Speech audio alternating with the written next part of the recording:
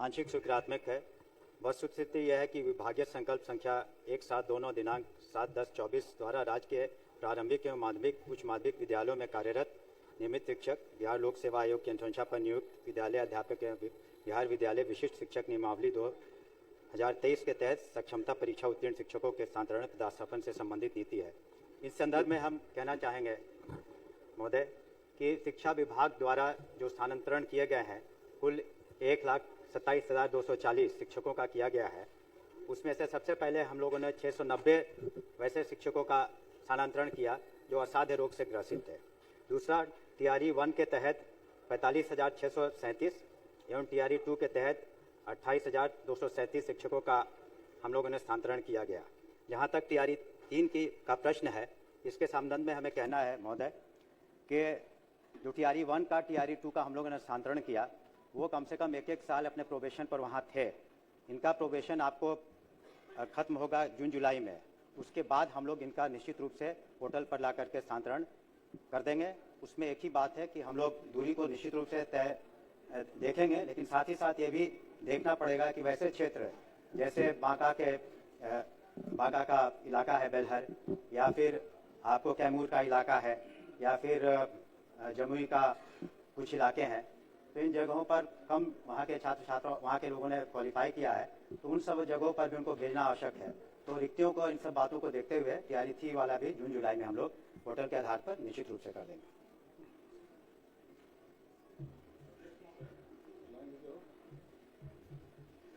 महोदय,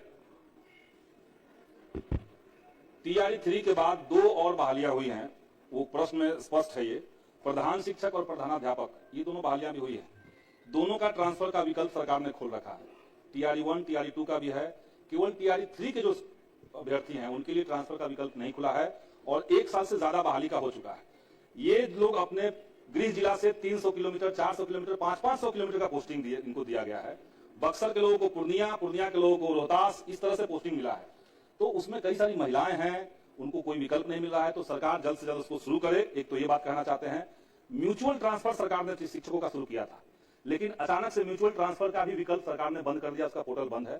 तो टीआरई 3 का जल्द से जल्द स्थानांतरण का विकल्प खोला जाए और म्यूचुअल ट्रांसफर हम चाहेंगे कि एक बार माननीय मंत्री कह दें कि म्यूचुअल ट्रांसफर का विकल्प क्यों बंद कर दिया गया। बता दीजिए।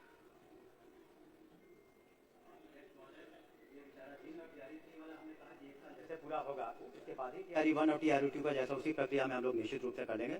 और म्यूचुअल का जहां तक एक सर्टेन पीरियड तक खुला था, जिसके आधार पर हुआ था, हम पुनः उस पर विचार करेंगे। अध्यक्ष कुछ इलाके शिक्षक है ही नहीं, तो म्यूचुअल में तो कोई नुकसान नहीं है। वहाँ के शिक्षक वहाँ जा रहे हैं। मंत्री ने कहा विचार करेंगे, कहाँ विचार करने के लिए कर रहे हैं? म्यूचुअल ट्रांसफर का दोबारा बोल दीजिए, नहीं सुन पाए हैं। नहीं, हमने कहा ना, आपने जो सुझाव दिया है महोदय, हमने उस पर पुनः विचार करेंगे। एक सर्टेन पीरियड के लिए तो खुला ही था म्यूचुअल का, जिसमें सारे हो गए थे। तो आपका जो सुझाव उस पर हम विचार करेंगे। धन्यवाद।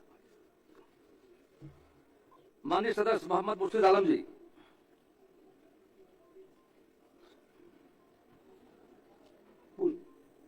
माननीय अध्यक्ष महोदय, आप पूछ लीजिए, जवाब आया है।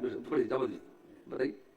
जो कि हार्ट डिग्री कॉलेज के संबंध में मैं इससे पूर्व माननीय शिक्षा मंत्री को 16/1 को एक आवेदन दिया था भूमि विवरण के साथ, और माननीय मुख्यमंत्री महोदय जी को भी मैंने 19/1 को भूमि विवरण के साथ आवेदन दिया था। लेकिन जवाब जो आया है वो प्रति आसाम है। मेरा कहना है कि सर, उच्च विद्यालय जो कि हाट में 11 एकड़ 85 डिसमिल जमीन है और उच्च विद्यालय उदा हाट में 13 एकड़ जमीन है सर।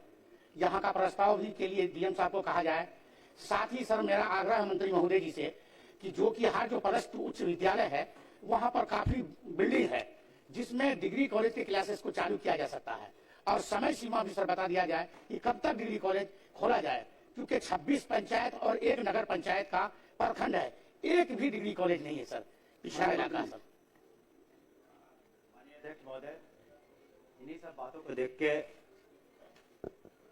राज्य सरकार द्वारा वित्तीय वर्ष 25-26 के बजट अभिभाषण में माननीय मुख्यमंत्री जी ने 7 निश्चय 3 में यह तय किया था कि प्रति प्रखंड में हम लोग डिग्री कॉलेज की स्थापना करेंगे।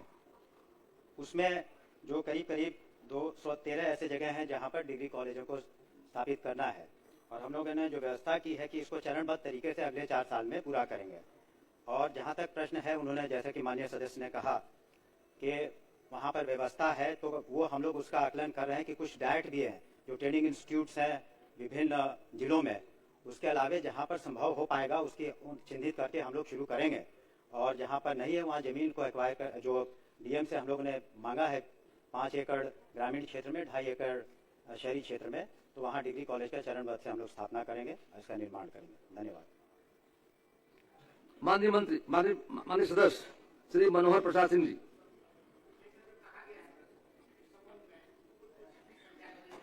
कहा तो है सर, ठीक है, उसको सर आदेश करने की कृपा कीजिए। बिल्कुल स्पष्ट कहा जा करके कि आपका प्रस्ताव जो है सरकार विचार करेगी। माननीय सदस्य मनोहर प्रसाद सिंह जी, अब आगे बढ़ गए प्लीज, अब बात आगे निकल गई। अब हो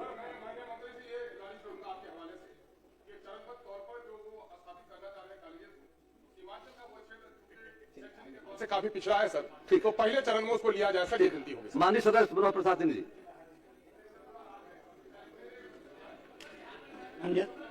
शांति शांति, माननीय सदस्य शांति बनाए रखें। उत्तर प्राप्त है। उत्तर में दिया गया है एक केस का पोस्ट 26 दिनांक 6/1/2026 में मामला दर्ज किया गया है, लेकिन लोगों का सामान्य जनता का एक प्रश्न आया था और एक पिटीशन भी आया था जो जिला पदाधिकारी और अन्य लोगों को भी दिया गया था। 26/1/2026 को मैंने भी जिला पदाधिकारी को मेल द्वारा इसकी सूचना दी थी, लेकिन उस पर कोई कार्रवाई नहीं हुई। दुर्भाग्यपूर्ण बात यह है महोदय कि जिन लोगों का नाम दिया गया है, जो दिया उस पिटीशन में रामनिवास यादव और अन्य लोगों का नाम दिया गया है, तो ये आदमी जो जदयू के उम्मीदवार थे उनके समर्थक हैं और उनके समर्थक हैं, दुर्दांत क्रिमिनल है, इसलिए उनके समर्थक हैं, इसलिए इस पर कार्रवाई नहीं हो रही है। 500 से 200 से 500 ट्रक रोज मिट्टी काटी जा रही है। कई लोगों ने बहुत उसके लिए विरोध भी किया है। सड़क टूट गई वहाँ, लेकिन उस पर कोई कार्रवाई नहीं हुई। प्रशासन और जो